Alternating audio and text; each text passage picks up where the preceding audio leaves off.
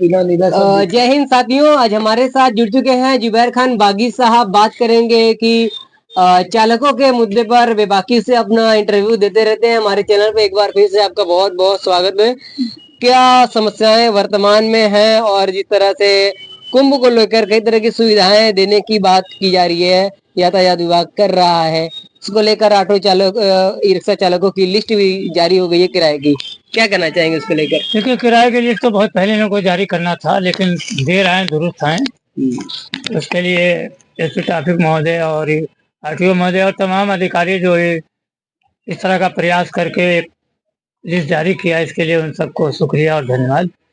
दूसरी सबसे बड़ी चीज जो हुई, जो एक ऐतिहासिक काम हो रहा है, नगर निगम तो आज तक स्टैंडों की व्यवस्था नहीं कर रहा था, वो लगातार स्टैंड बना रहा है।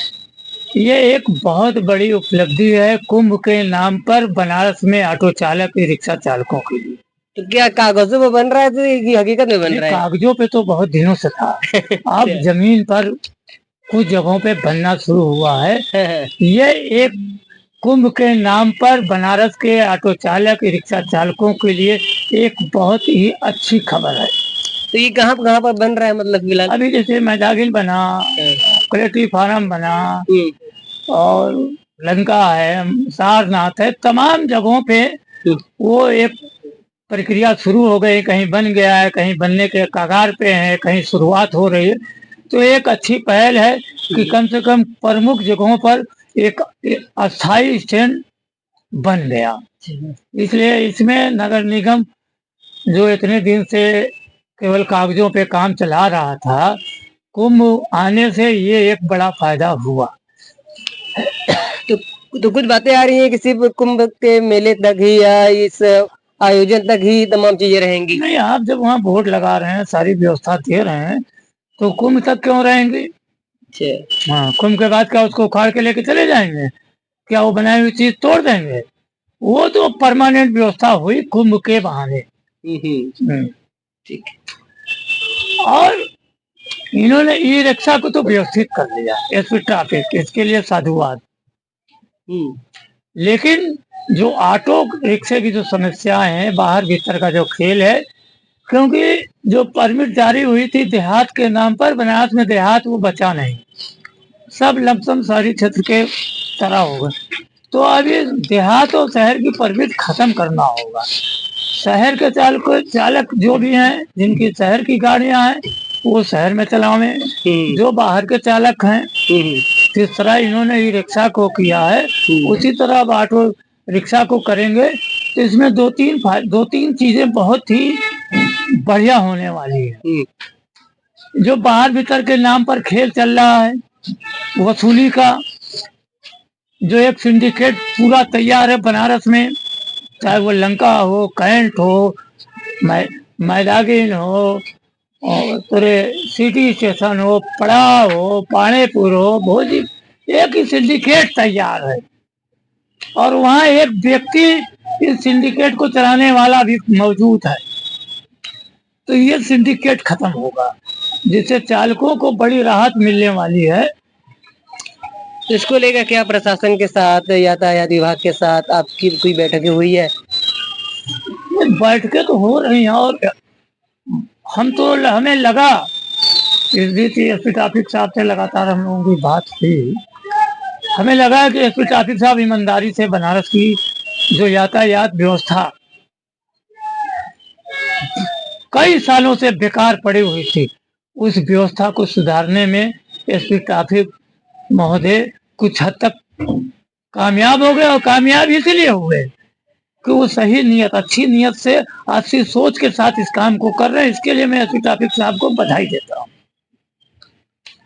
हाँ, ऐसे में क्या क्या अभी वर्तमान में मुख्य क्या समस्याएं हैं? समस्याएं ये है कि जो नीचे के स्तर के उनके अधिकारी हैं, टीआई हैं, ये सब जो है पीएसआई वगैरह, ये आदत से अपने मजबूर है। इनका जो है शोषण करने का जो लत पड़ गई है, वो लत से छुटकारा पा नहीं रहा। अभी तक शोषण हो रहा है, शोषण कर रहे हैं। कुछ कमी आई है, लेकिन इनकी आदत पड़ चुकी है ना। अब वो रोज कमाने की आदत पड़ चुकी है, वो तो आदत धीरे धीरे छूटेगी ना। लेकिन फिलहाल इस पे थोड़ा काम करना होगा। इस ट्रैफिक को अपने विभाग के जो नीचे स्तर के अधिकारी हैं उनसे, उन पर थोड़ा सा लगाम कसने की जरूरत। इधर उधर चले जा रहे हैं तो उनके साथ फिर वही, तो नहीं तो टिफिन लाइन जाओ। अच्छा अच्छा। और गलत व्यवहार कर रहे हैं, चालकों को मार भी रहे हैं, जबकि मारना अपराध है। फिर मैं कह रहा हूँ, किसी चालक पर हाथ कोई भी छोड़ता है तो वो अपराध है। तो इसे किस तरह की मांग रखेंगे? मांग का है, जो व्यवस्थाएं चल रही थी उन व्यवस्थाओं को सही करने के लिए जो प्रयास प्रशासन कर रहा है, सीपी साहब कर रहे हैं, एसपी ट्रैफिक महोदय कर रहे हैं, तो अगर इस प्रयास को पूरी तरह अगर सफल करना है तो कहीं ना कहीं इन लोगों को अपने नीचे के अधिकारियों, जो नीचे तबके के अधिकारी हैं, उनको भी टाइट करना होगा, उनके भी आदतों में सुधार लाना होगा।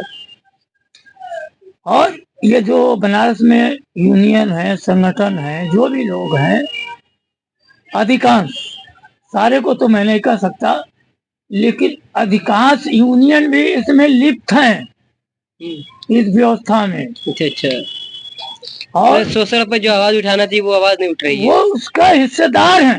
अच्छा, वो शोषण के हिस्सेदार बन गए। कुछ, सारे की बात मैं नहीं कर रहा हूँ, कुछ नाम ले नहीं सकता, क्योंकि नाम लूंगा तो उन लोगों का प्रचार होगा, तो मैं प्रचार नहीं किसी का करना चाह रहा हूँ। लेकिन एक चीज तय है कि इस वक्त यातायात विभाग, नगर निगम भी काम हो रहा है। हमें लगता है कि बहुत दिनों के बाद बनारस को सक्षम अधिकारी मिले हैं, जो बनारस के ऑटो और ई रिक्शा चालकों की व्यवस्था के बारे में सोच रहे हैं। वरना केवल लूटपाट ही चलता था। लेकिन इस वक्त जो भी अधिकारी हैं, चाहे सीपी साहब हो, चाहे एसपी ट्रैफिक साहब हो, ये लोग अच्छी सोच, अच्छी नीयत के साथ काम कर रहे हैं, और हम लोग भी इनका पूरा सहयोग जहां भी हो संभव हुआ करेंगे। इसमें संगठन क्यों शोषण के खिलाफ आवाज क्यों नहीं उठाता है? कौन आवाज उठाएगा?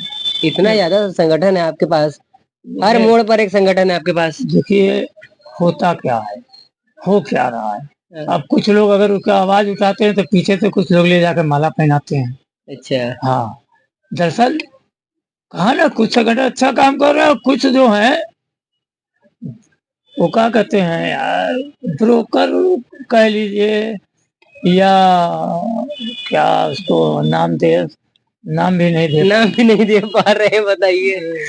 तो इस तरह की, जैसे होते हैं ना, सूचना का आदान प्रदान नहीं करते, सूचना प्रसारण मंत्री बने हुए बड़े हैं भाई। उनका जो है, ये चीज यहाँ है, यहाँ हाथ डालोगे तो यहाँ यह मिलेगा। अच्छा। इस तरह की जानकारियां देते हैं, फलाना ये कर रहा है, ढकाना ये कर रहा है, उसको रोका कैसे जाए, इस पर बात नहीं होती। मतलब वो सोचते हैं कि कहीं ना कहीं उसमें हिस्सेदारी मुझे भी मिले जहाँ नहीं मिल रही है। और ये अगर लोग सही होते तो आज जो व्यवस्थाएं गड़बड़ हैं, जो आज इस पर ट्रैफिक को इतनी मेहनत करनी पड़ रही है, सीपी साहब को रोड पर उतरना पड़ रहा है, तो ये नौबत आती क्यों?